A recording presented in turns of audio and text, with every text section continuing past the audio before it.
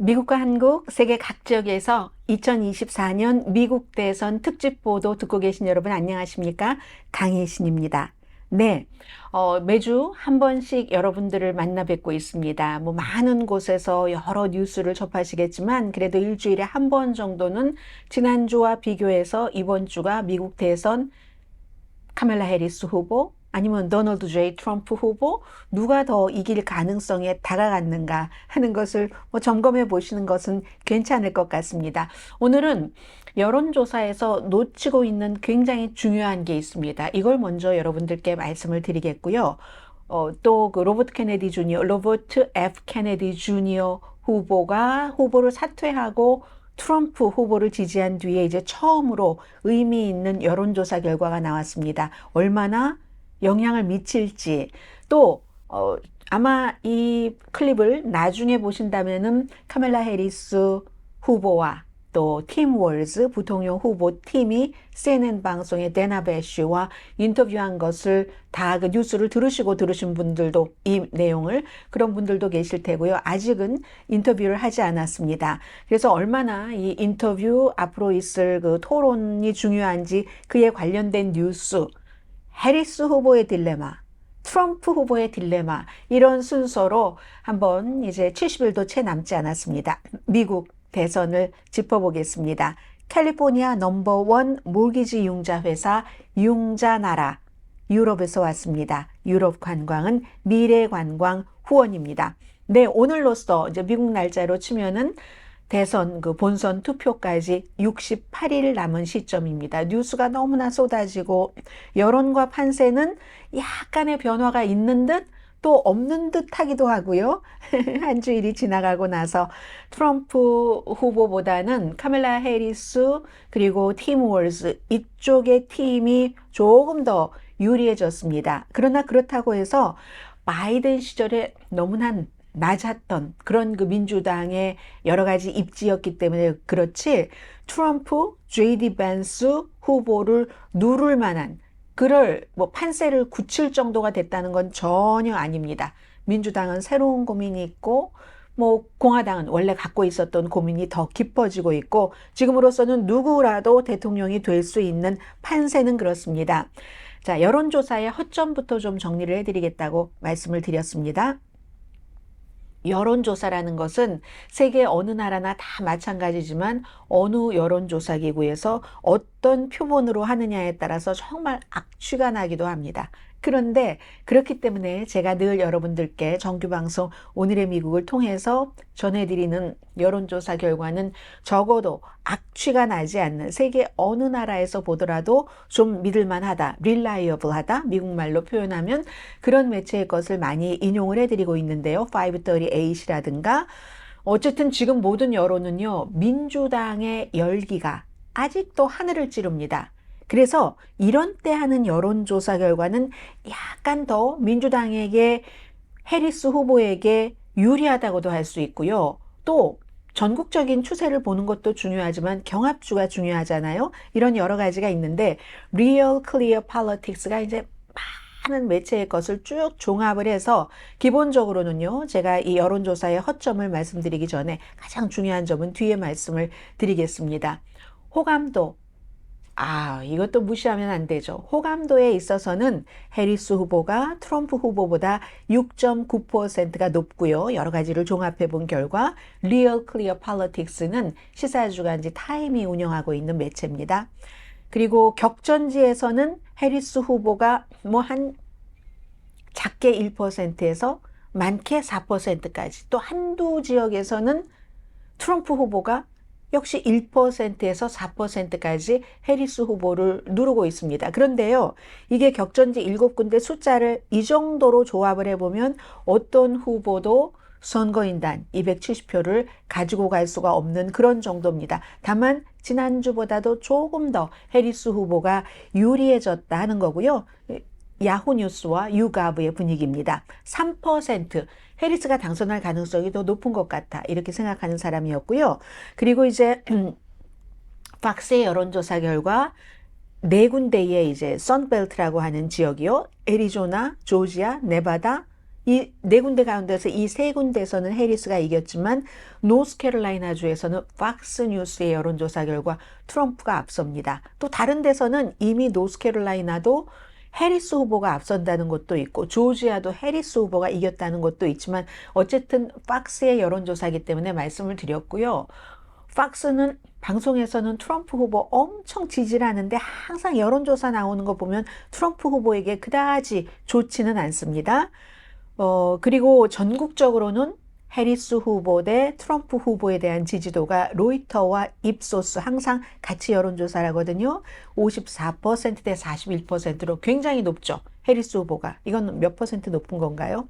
13%나 높지만 전국적인 이런 것은 별로 중요하지 않기 때문에 경합주를 이제 많이 보는 겁니다. 그리고 한마디로 요약을 해드릴 수 있습니다.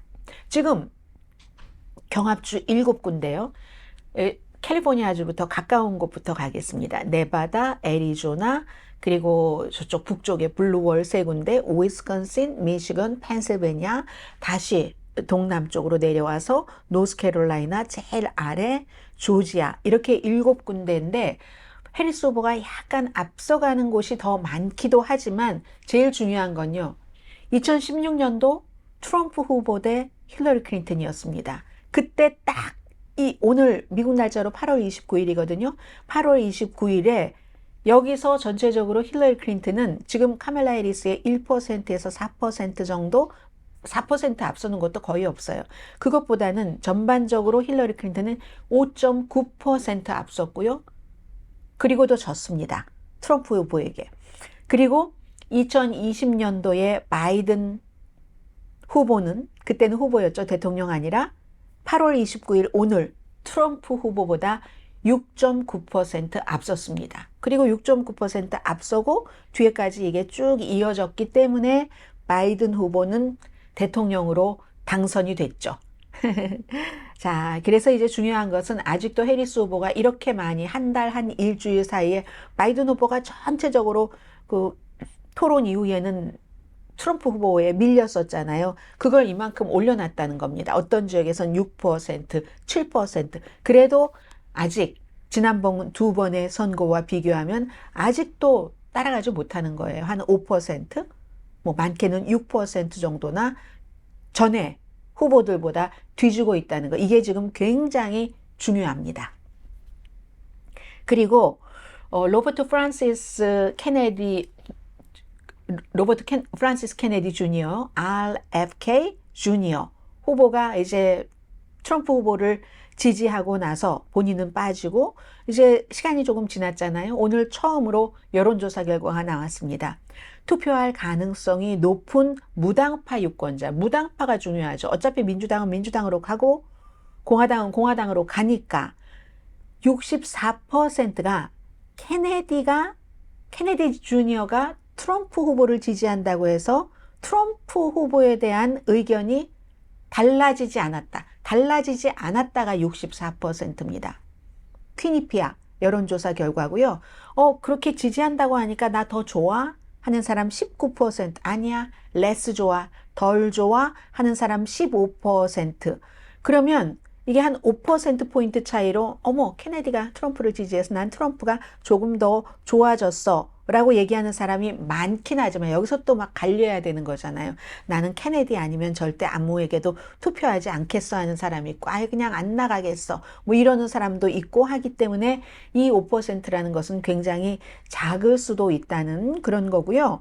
그리고 이제 더 중요한 것은 로버트 케네디 주니어 후보가 그러면 투표용지에 이름이 없을 때 트럼프를 그가 지지했다 해서 좋아하는 사람이 트럼프에게 투표를 하지 않겠어요? 그런데 어떤 사람들은 미국 사람들도 모르기 때문에 저 사람 후보 사퇴했는지 하지 않았는지 모르고 또 거기 투표용지에 이름이 있으면 찍습니다. 그럼 당연히 무효표죠. 그런데 지금 경합주 7군데 가운데서 케네디 후보의 이름이 빠진 곳은 3군데 주밖에 안 됩니다. 애리조나, 펜실베니아, 네바다. 보통 이제 지금 이렇게 볼 때 애리조나, 펜실베니아는 아직까지 그래도 뭐 이 지지율이 오르락내리락 한다 해도 트럼프가 이기지 않을까 이렇게 생각하는 사람들이 많이 있는 것 같고요. 펜실베니아는 반드시 해리스 후보가 이겨야지만 되는 곳이거든요. 펜실베니아에서 빠졌습니다. 네바다, 애리조나. 그렇지만 또 다른 경합지인 위스콘신과 미시건주에서는 빠질 수가 없습니다. 각 주마다 다 선거법이라든가 입장이 다르기 때문에 너무 늦어서 투표용지를 이미 다 찍었다 하는 주도 있고, 그리고 이제 두 군데가 아직 결정이 안 됐는데 노스캐롤라이나주 경합지죠. 그리고 또 조지아주 이런 주에서 지금 이름이 빠지지 않았습니다. 그러니까 분명하게 안 빠진 곳은 위스콘신, 미시건, 노스캐롤라이나와 조지아는 봐야지 된다. 그런데 요즘에 이렇게 여론조사를 해보면 다자 대결일 때는 해리스 후보가 그러니까 인기가 아니라 이득이거든요. 로버트 케네디 주니어 후보가 들어가면. 그래서 아직까지는 로버트 케네디 주니어 후보의 이 표가 트럼프에게 뭐 결정적으로 도움이 된다, 도움이 되지 않는다라고 계산하기가 어렵다고 말씀을 드립니다. 지금부터는 각 후보, 해리스 후보의 약간의 딜레마와 이거를 이렇게 지켜나가야지 될 것. 이게 이렇게 나가나 안 나가나 여러분들께서 한 주일 동안 보시면 될 것 같아요. 먼저 해리스 후보는요. 지난주에 해리스 후보의 수락연설하기 하루 전에 여러분과 제가 만났는데 그 수락연설을 한 것에 딱 발맞춰서 해리스 후보가 지금 일을 하고 있습니다. 오늘도 좀 전에 발표한 게 이거 놀라운 사실입니다. 오늘 이제 그 CNN과 아직 인터뷰를 하지 않았지만 인터뷰 방영이 아직 안 됐거든요. 방영되는 게 살짝 그 맛보기로 내보내주잖아요. 내가 만약에 대통령이 되면은 공화당을 장관에 임명할 수도 있다라고 얘기를 했습니다. 그렇게 하는 것이 나는 모든 사람의 대통령이 되겠다고 수락 연설에서도 밝혔고, 그러니까 누구만을 위해서 우리 편만을 챙기고 상대방을 제거하고 청산을 하고 이런 작업을 안 한다는 게 지금 해리스 후보의 공약이거든요. 그러기 위해서는 공화당에서 장관을 임명을 하는 것도 아주 좋은 방법이 될 것이다. 중요한 일을 맡기는. 누구라고 얘기하진 않았지만 우리가 그냥 얼핏 생각할 때 민주당 전당대회에서 뭐 아담 킨징어라든가 그런 연방 하원 의원은 트럼프 그 후보를 너무 싫어한다고 무슨 그렇게 해서 결국은 공화당으로부터 외면을 당해서 정치를 더 이상 안 하는 사람이잖아요. 여러 사람들이 아무튼 있었습니다. 그런 게 있었고 그 뒤에 해리스 후보가 이제 바이든 대통령과도 어느 정도 차별을 하면서 트럼프 후보와는 아주 큰 차별을 하고 행보를 하고 있습니다. 미래를 위해서 계속 나가겠다는 얘기를 하는 거거든요. 이거 은근히 밑바닥에 나이를 깔아두는 겁니다. 그리고 항상 미국에서 자유, 프리덤 하면은 공화당 보수의 어떤 시그니처였는데 이 자유를 들고 나가는 거예요. 자유와 미래를 이 카멜라 해리스 후보가.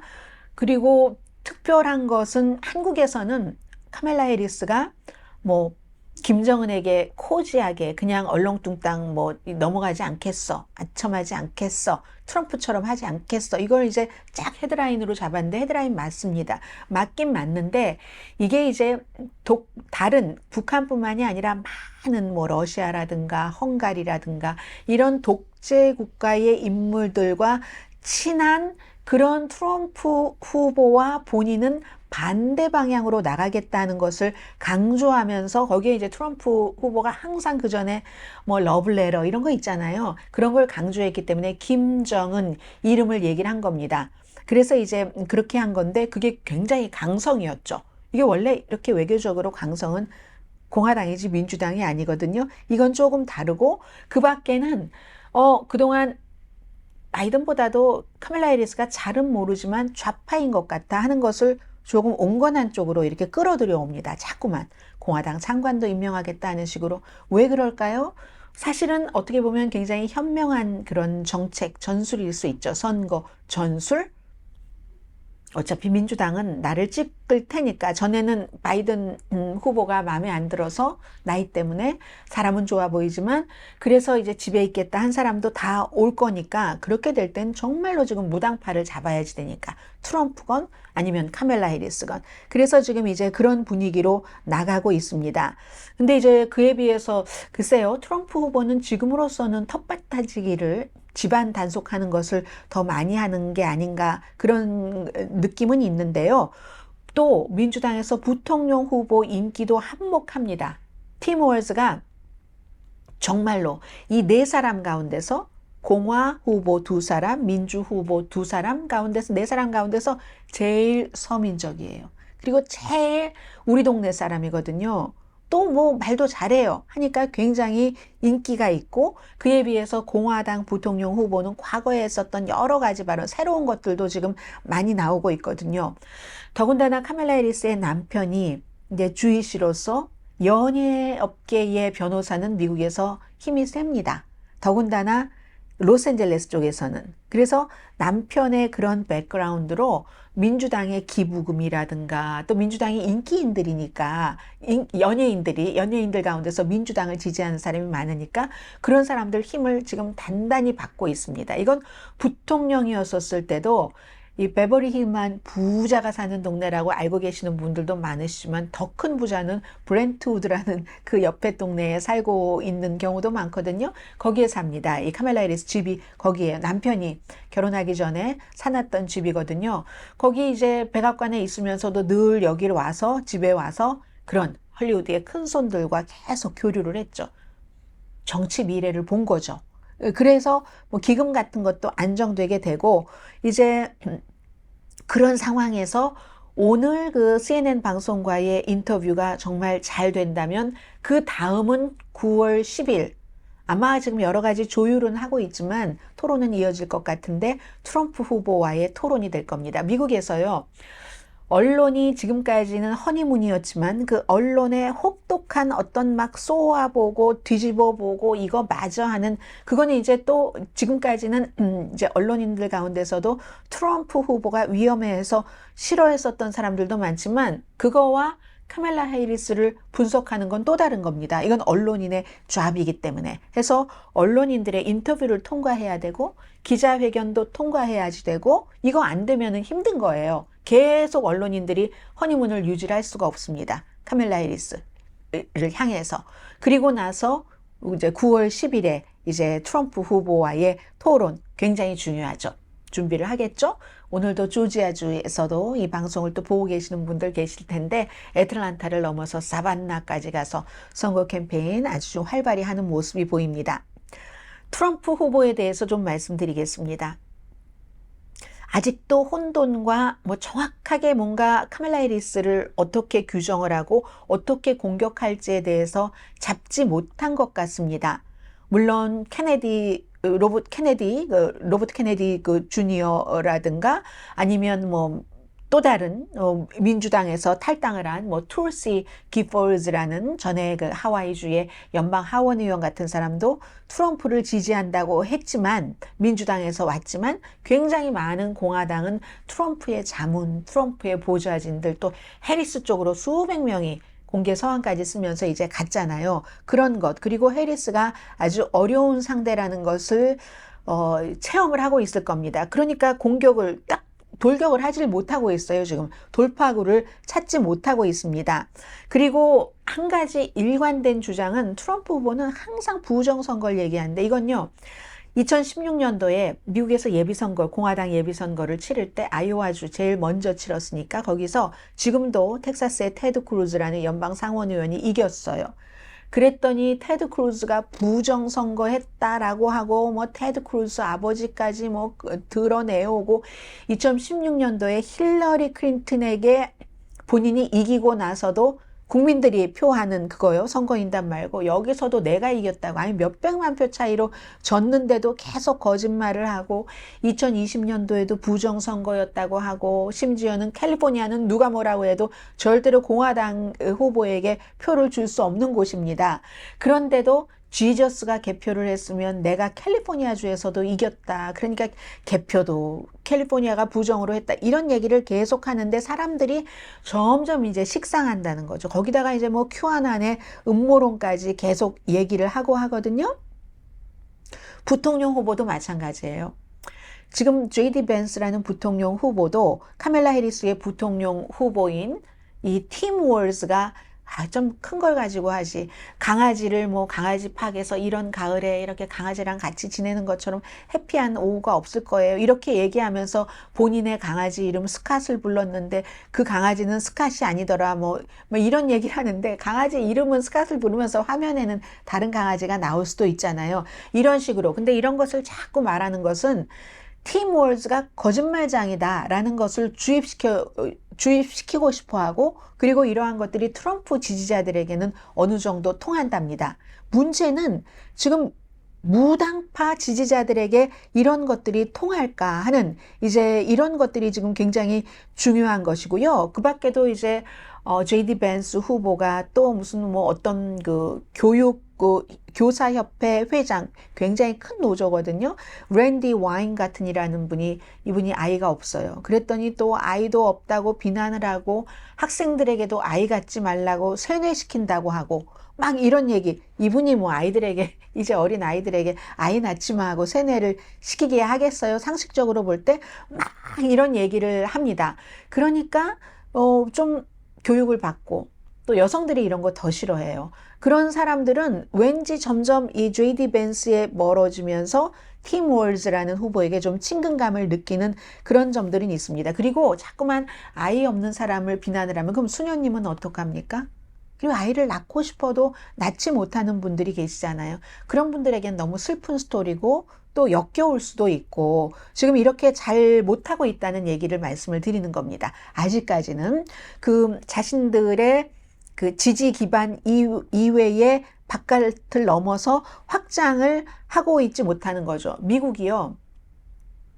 8커플 가운데 한 커플은 아이를 갖고 싶고 노력을 하는데도 임신을 하지 못하고 임신을 해도 그 아이를 지키기 굉장히 어려운 커플이 8커플 가운데 한 커플이거든요. 근데 무조건 민주당이 막 이기심이 많아서 아이들도 안 낳고 그러니까 자신들의 인생도 비참하고 나라도 비참하게 만든다. 이렇게 얘기하면 그분들께 너무 상처가 되는데 이게 2021년, 22년 이런 때 했었던 발언들이 지금 자꾸만 나오는 거예요. 게다 대고 뭐 해리스 후보에게 뭐 본인이 마음에 들지 않는 뭐 이런 얘기를 했었을 때 국립묘지와 관련해서 아마 뉴스 많이 알고 계실 거예요. 뭐 지옥으로 뭐 가라든가 뭐 이런 얘기를 하는 거. 그리고 또 트럼프 후보에게 나쁜 것이 결정적으로 특별검사가 연방 대법원에서 대통령의 어떤 그 업무상 판단한 것이라면 예를 들어서 1월 6일 의사당 폭동사건 같은 것도 면책특권이 있을 수도 있어. 최종적인 결론은 아닙니다. 하급법원에서 해야 되는 과정이 있어요. 이렇게 그 얘기를 한 것에 대해서 특별검사가 그 조항을 연방 대법원에서 얘기한 것을 살짝 피해가면서 기소를 다시 했거든요. 이 일이 아직 끝나지 않은 겁니다. 그러니까 지금 공화당은 해리스 후보를 공격을 해야지 되는 방법을 정확하게 찾지 못한 상태에서 별로 좋은 일이 아직까지는 없는 지금 이 상태거든요. 그러나 토론에서 이게 완전히 뒤집힐 수도 있죠.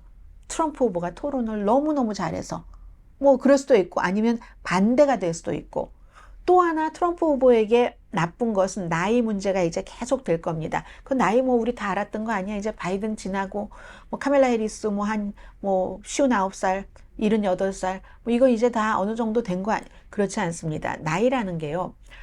과거에도 이렇게 쭉 보면 빌 클린턴 전 대통령이 50세 때 맙돌이 몇 살이었었죠?